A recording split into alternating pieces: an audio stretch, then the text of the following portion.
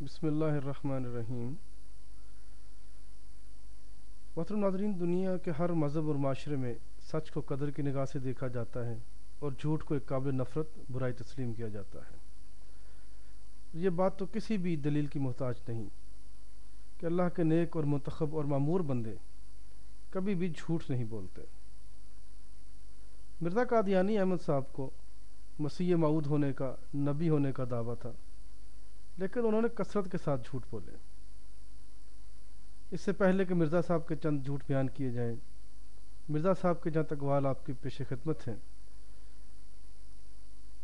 مرزا صاحب کہتے ہیں کہ جب ایک بات میں کوئی جھوٹا ثابت ہو جائے تو پھر دوسری باتوں میں بھی اس پر کوئی اعتبار نہیں رہتا۔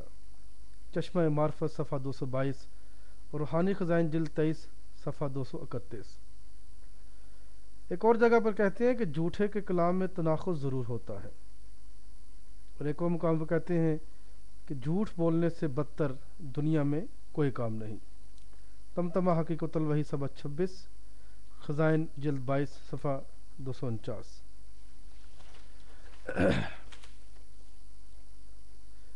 اب مرزا صاحب کا ایک جھوٹ ملاحظہ کیجیے۔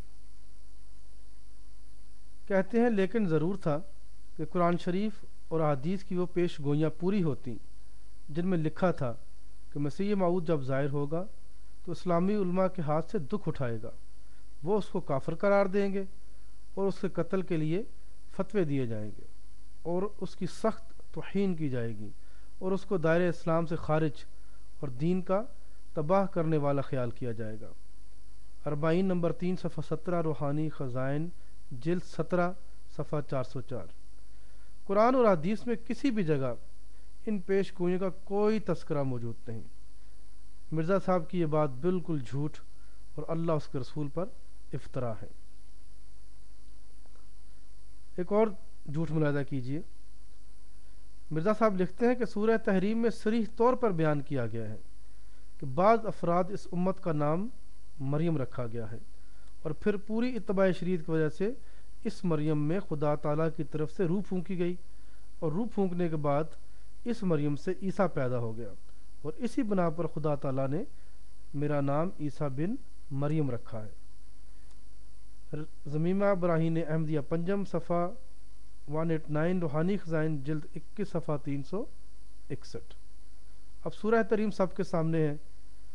مرزا صاحب نے صریح طور پر جن امور کا سورہ تحریم میں بیان کیا ہے، کیا وہ صریحاً جھوٹ نہیں ہے؟ کیونکہ ایسی کوئی بات سورہ تحریم میں موجود نہیں ہے۔ مرزا صاحب کا ایک اور جھوٹ ملاحظہ فرمائیے۔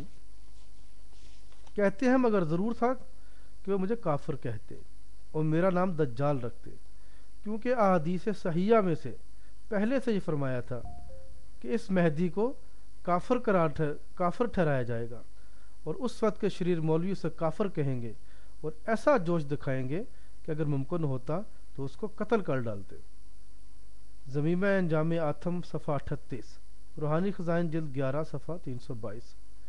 اس عبارت میں 3 باتیں احادیث صحیحہ کے حوالے سے کہی گئی ہیں، اور تینوں خالص جھوٹ ہیں۔ ایسی کوئی حدیث موجود نہیں۔ یاد رہے کہ احادیث کا اطلاق کم سے کم 3 حدیثوں پر ہوتا ہے، اس لیے صرف اس ایک عبارت میں مرزا صاحب نے 9 جھوٹ بولے ہیں۔ تو معزز ناظرین،